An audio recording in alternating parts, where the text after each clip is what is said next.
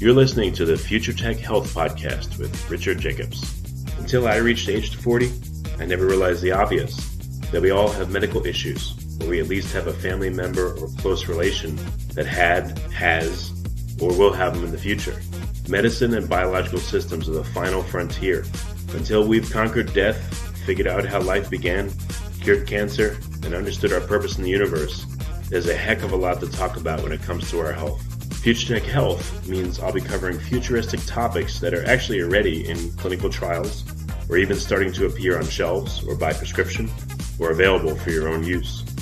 We dive deep into stem cells, CRISPR-Cas9, the science of sleep, epigenetics, medical testing, cancer, ketogenic diets, stem cells, aging, regenerative medicine, and more.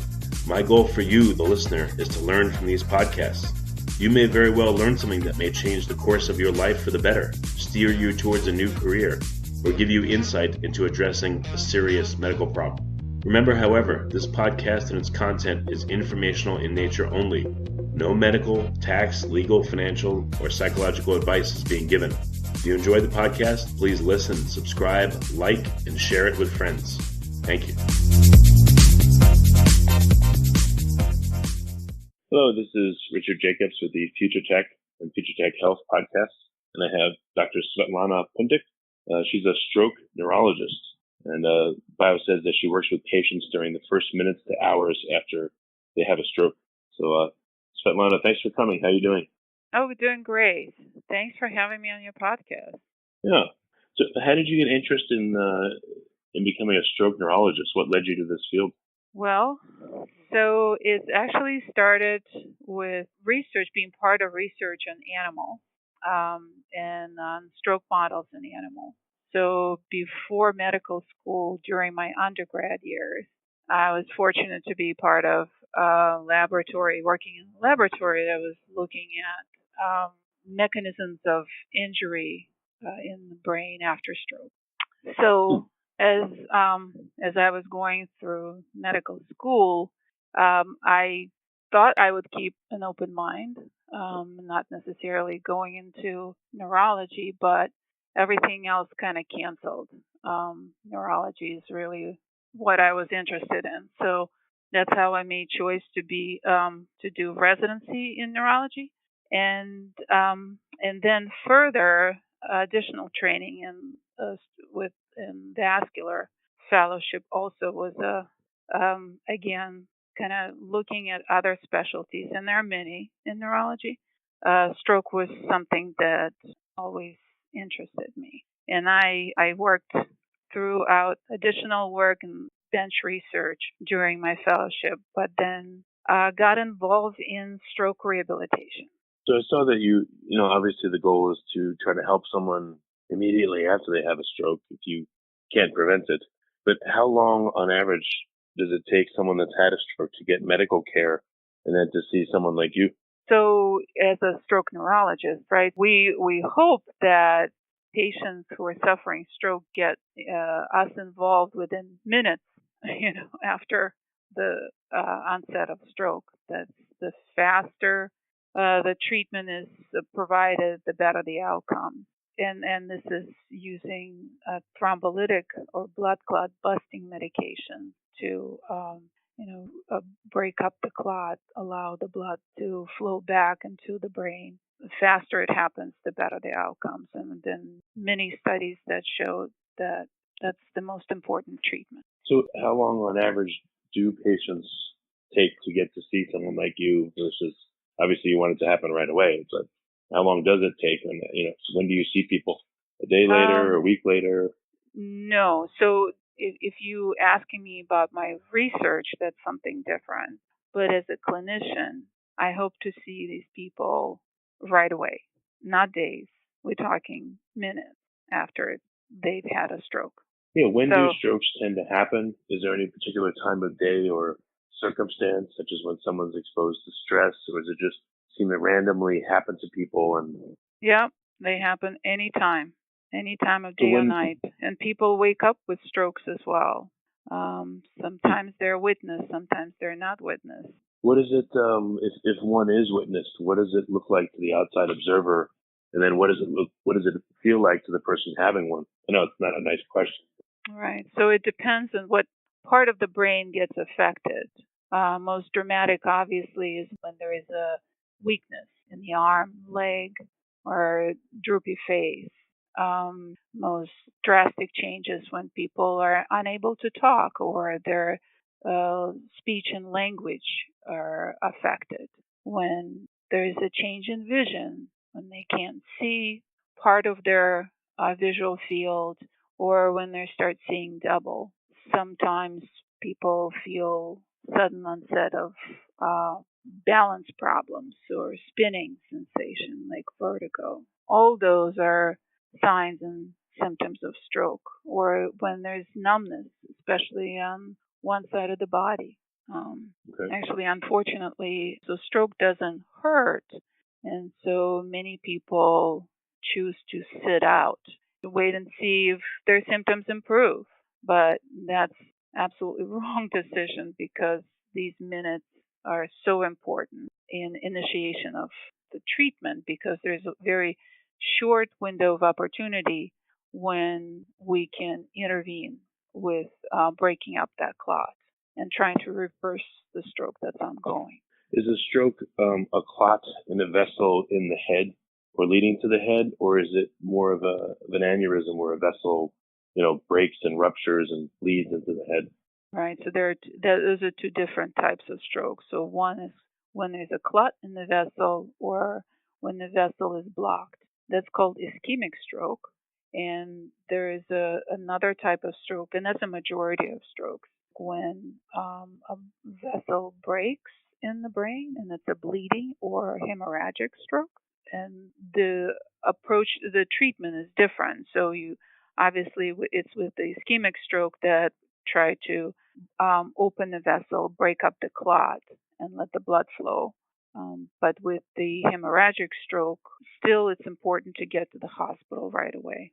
Yeah. What kind of interventions are possible if you catch someone, within minutes of it happening to them? Either way. Okay, so for intervention for ischemic stroke, when there's a blockage in the vessel, we would use thrombolytic therapy, with breaking up the clot, blood clot busting medication called TPA, or in the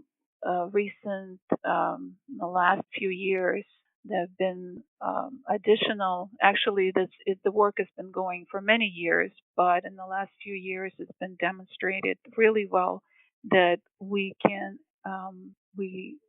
use endovascular therapy when we can go with a little wire and stent into the vessel and open it with a catheterization, so kind of with angiogram and thrombectomy. We can extract that clot from the vessel. So those are the main intervention for ischemic stroke. For hemorrhagic stroke, approach is different. As one is trying to identify where that aneurysm is and repair that rupture. There are different ways of doing it. You can do surgery or can also do an endovascular procedures to do that. Sometimes there is no aneurysm, but still patient needs to be monitored and observed and treated in the hospital environment, usually in an intensive care unit. And that's what improves the outcomes ultimately. Okay. So what's your goal? Your goal is to improve the intervention techniques and apply them as early as possible to people with stroke? Actually, so my research is not in the acute stages. So that's on the clinical side. I do see people at different stages of the disease acutely, and then as they recover after stroke. My research is on post-stroke recovery. That is not immediately, but months and then years after stroke, as people still struggling to as they're living with their functional deficits. So that's what my research is focused on, is on functional recovery in chronic stages after stroke. So what happens after each of these two types of strokes? You've been able to intervene at least to the point where you save the person's life, but what's the fallout from these two kinds, depending on severity. Right. So even, some people get to have acute stroke treatment and they may have a reversal of their symptoms. These are more fortunate, but quite a few still remain with their deficits, weakness, arm, leg, diminished abilities to perform activities of daily living. And the state of affairs that such that many of them are going on and still suffering these stroke effects years after. So your research is focused on now specifically what mitigating the permanent effects, improving the degree of recovery. Like how would you whittle down to what the heart of it is? Right. So we're looking at new methods of helping these people to regain the function after in chronic stages. For now, we're working with people in chronic stages after a stroke. So we're working with both upper extremities, so arm weakness, and we have studies that looking at enhancing walking abilities after stroke. So at the same time as we're testing new methods of rehabilitation, we're also looking at the mechanisms of why are people regaining function, what is happening in their brain. So what kind of structural and functional changes in the brain are happening that are associated with them being able to use their arm better, walk faster, or walk in a more coordinated way, being more stable on their feet. What is it that is happening in the brain that allows them to have this improved function? Well, what's most important to people that have had strokes? I don't know if a lot of them have been asked, but which abilities do they most want to regain, and which ones are they like, yeah, I can live with it?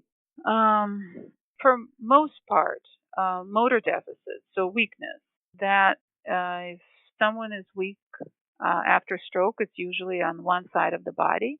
They have problems with moving their arm and moving their leg. So if there's a significant severe weakness, then they need assistance with their everyday activities. If they can't walk, they will be only using wheelchair. They would need the help moving from one place to another. They would need help getting dressed, being fed, cooking for themselves, all that. So I would say that weakness is probably most devastating problem that stroke can cause. But then also stroke can impair your ability to communicate, right? So people are not able to speak or don't understand what others are saying. So that's also pretty significant. Have sensory impairment also is a problem. Feeling numbness on one side of the body. Maybe if you compare numbness with the weakness, you can say that weakness is worse. But it all we need all our functions to have complete life and abilities. So it's I've had numbness and weakness and things like that after like a surgery or two, and it's terrible, no matter what it is. So I understand that no right. handicaps are good, and some are worse than the others. And Right. I can imagine, inability to walk, or I would think the inability to speak probably would be the most frustrating thing. But maybe maybe it's just as bad as not being able to use your left arm or something like that. I don't know. Or right arm, or your dominant arm. Well, I'm a lefty, but for me it's left. But I understand. Okay. I automatically assumed it. Yeah. Right, and it's hard to say that to people who say have only numbness, and say, look, you're fortunate. The only thing is wrong with you right now is that you're numb, but it's really the function that you lost, and frequently that numbness also comes with pain. So not only that you can't feel, but you're feeling pain on the stroke affected side. So yeah, the best way to treat stroke is actually prevented. Okay, so Go I ahead. want to ask you, we won't go into prevention very much, but you said some people's brains need to recover. Have you figured out any of the mechanisms by which they do that? Is it because of therapy or some other natural process that's not therapeutic? Yeah, so the fastest recovery is happening in the first few months after stroke. And that the level of recovery, many kind of studies looked at it from different ways, to about 70% of recovery. If looking at population as a whole and individuals, so the recovery is about 70%, not in everybody. And the mechanisms are different. So in the beginning, in the very first phases after stroke, the brain kind of heals itself. And in the beginning, there is a lot of swelling, there is inflammation, and that similar. If you think about if you have a sore on in your muscle or in the skin, initially it's swollen and it's painful and it's kind of red. So similar thing in the brain. So you have swelling.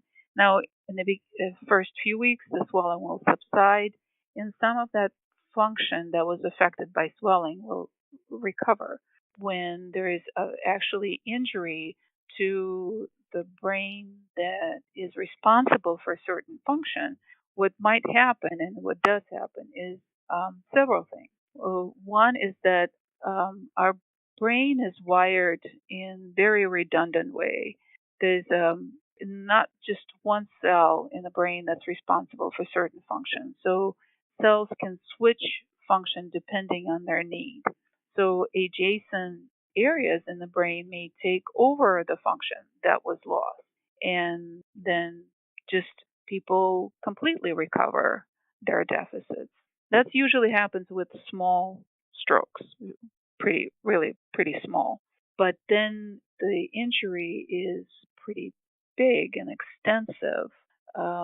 Again, because our brain is not just one spot that does everything, but rather a whole network, and not just one side, but left and right brain working together to perform a certain function. Then other parts of that network may start playing a role in recovery. And now, usually, when that type of recovery is happening, the complete restoration of function doesn't happen. You have quite a bit of compensatory behaviors when and the movement, although maybe really restored, but it's not perfect. So, having said all that, even though we don't see that there is a complete recovery when there is a significant injury to begin with, we don't really know what is possible because we really haven't pushed rehabilitation to go on indefinitely. So basically, what I'm trying to say there, we don't know what the limits of recovery are. Sure.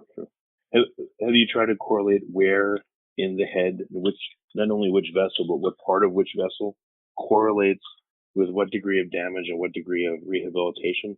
I mean, different areas of the brain could be damaged, obviously. So my right arm versus I can't speak versus something else. So I would think there might be correlations in there if you map where they happen, what's affected, and how the rehab goes. Yes, for sure. It depends on what other, is it just a small area that's affected, or you have, in addition to motor deficits, you also have sensory problems. So not only that you can't move, but you also can't feel how your arm is moving. So recovery is more challenging. And then some people may have this condition called neglect, where they're not fully aware of their deficits, or they have a vision problem and can't see their affected arm very well, or really struggling to pay attention to that. So the extent of recovery depends on where and how extensive the injury. So again, has there been a mapping? It sounds like there needs to be a wide-scale mapping of as many people as possible of, what got blocked, where it was in the head, what the symptoms were because of that, what the effects were, and then what the rehab was like, and then what the recovery was like. Yeah, and we are trying to do that with brain imaging and with the neurophysiological studies to understand where is the injury and what is the trajectory of recovery. We don't quite understand how to use that information. We have made significant strides in building this model of, okay, well, if people have this problem, they most likely be able to recover this much. There have been some really nice work done by other scientists so that we can have prognosis, provide prognosis to our patients of how much recovery they will experience. But in chronic stages after stroke, it is important. I like that you're using the terminology mapping. It's exactly what we need to understand. It's not, the function is not located in one area, but it really is a combination of the whole brain function. So perhaps we need that to develop better methods of rehabilitation.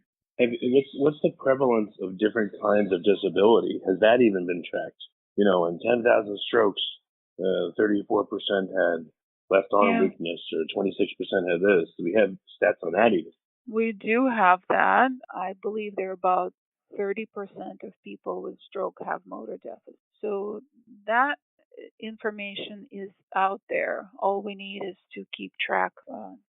People have published on that. So we know the prevalence of these different, most prominent. So for weakness, yes. For sensory deficits, well, maybe not so much because it's not obvious. You have to test it well. It probably, we are underestimating how many people are living with some sensory deficits after stroke. Language is easier to test, so that we know. I don't have off the top of my head the exact numbers of how many people are suffering this aphasia, which is a language deficit. So yeah, the reason I ask is I figured this would inform you what areas to tackle. You know, do an 80-20 analysis. Look at either the most debilitating or the most prevalent and go after that first. Right, and that's true. And motor rehabilitation research has gotten the most attention, but that doesn't mean that we shouldn't look at, study other problems that stroke can cause. So with one of my studies, I've been looking at sensory rehabilitation, and not many people are looking at that. Well, first of all, it's maybe not as critical problem, and two, it's more difficult to study it, of measuring sensory impairment.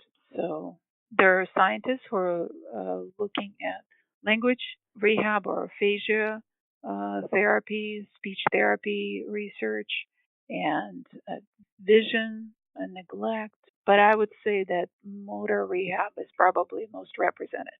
So why do you think that sensory rehabilitation hasn't gotten much interest versus motor? Do people feel like sensory is just impossible to fix? Not as important? Well, important to who? Yeah, is it, if the rehab's not happening, is it because patients aren't talking about it as much? Maybe patients feel like there's no hope in that arena, or is it just healthcare practitioners say, oh, that's probably too hard, forget it, let's just work on the easy stuff, which is maybe the motor stuff? Like, why do you think this is like that? I think it's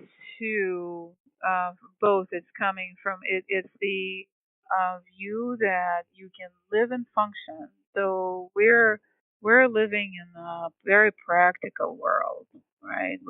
What is it that will prevent people from going to work?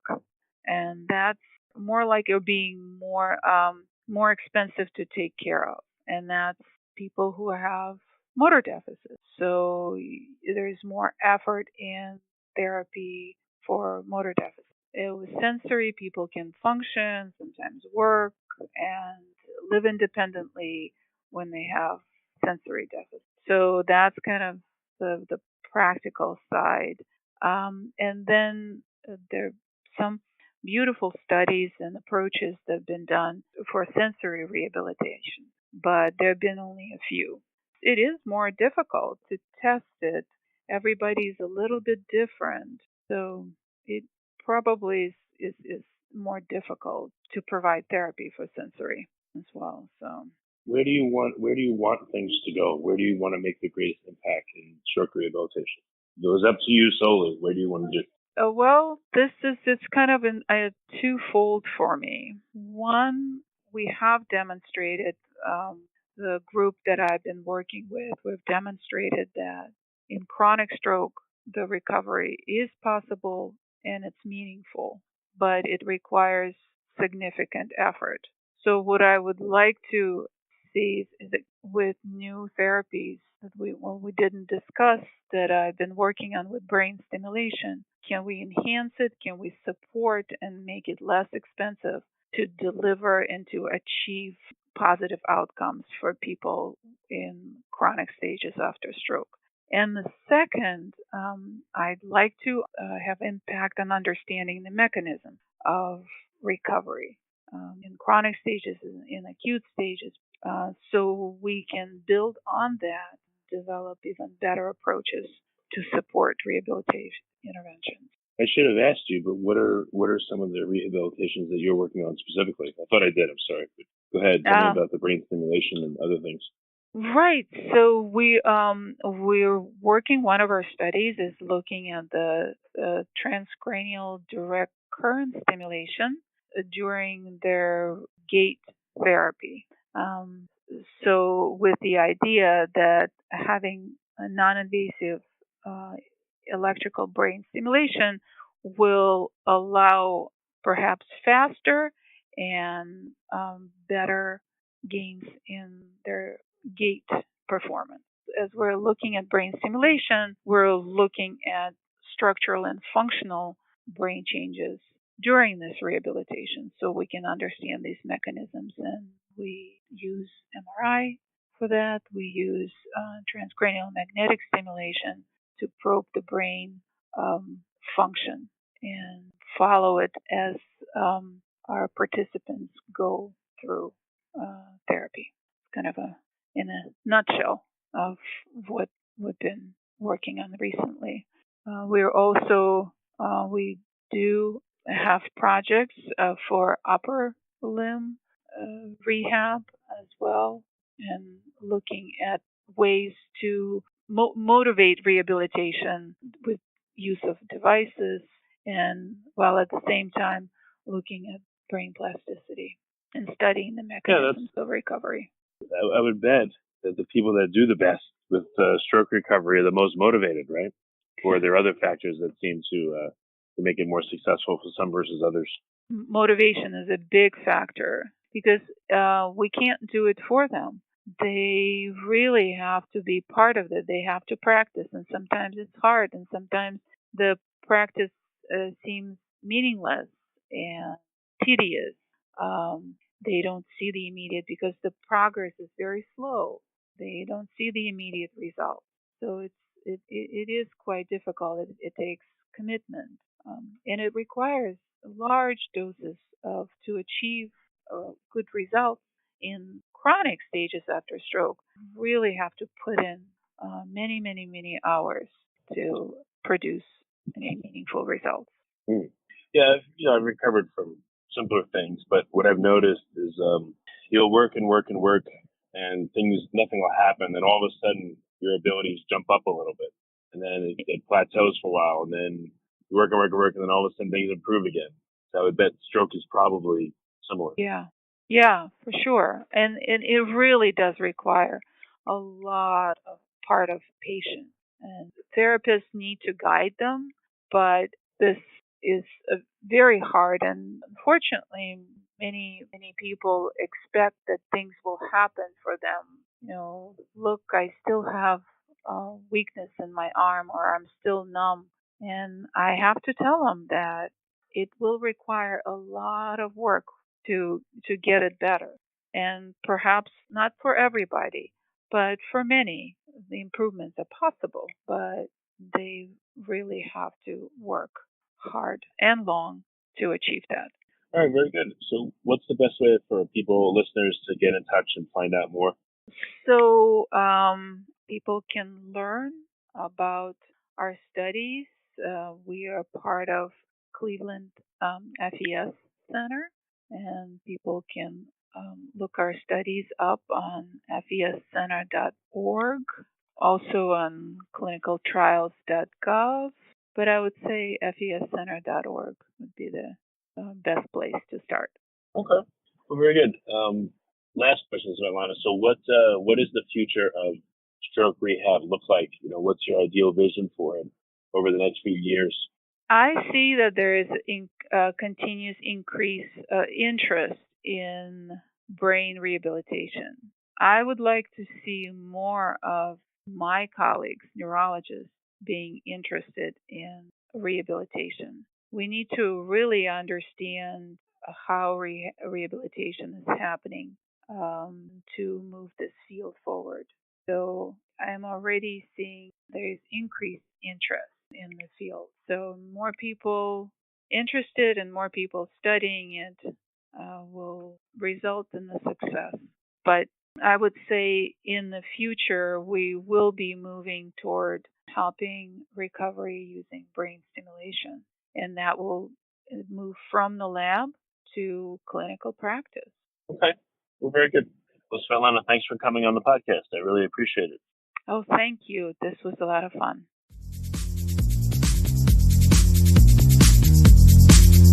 You're listening to the Future Tech Health Podcast with Richard Jacobs. Until I reached age 40, I never realized the obvious, that we all have medical issues, or we at least have a family member or close relation that has, or will have them in the future. Medicine and biological systems are the final frontier. Until we've conquered death, figured out how life began, cured cancer, and understood our purpose in the universe, there's a heck of a lot to talk about when it comes to our health. Future Tech Health means I'll be covering futuristic topics that are actually already in clinical trials, or even starting to appear on shelves or by prescription, or available for your own use. We dive deep into stem cells, CRISPR-Cas9, the science of sleep, epigenetics, medical testing, cancer, ketogenic diets, stem cells, aging, regenerative medicine, and more. My goal for you, the listener, is to learn from these podcasts. You may very well learn something that may change the course of your life for the better, steer you towards a new career, or give you insight into addressing a serious medical problem. Remember, however, this podcast and its content is informational in nature only. No medical, tax, legal, financial, or psychological advice is being given. If you enjoy the podcast, please listen, subscribe, like, and share it with friends. Thank you.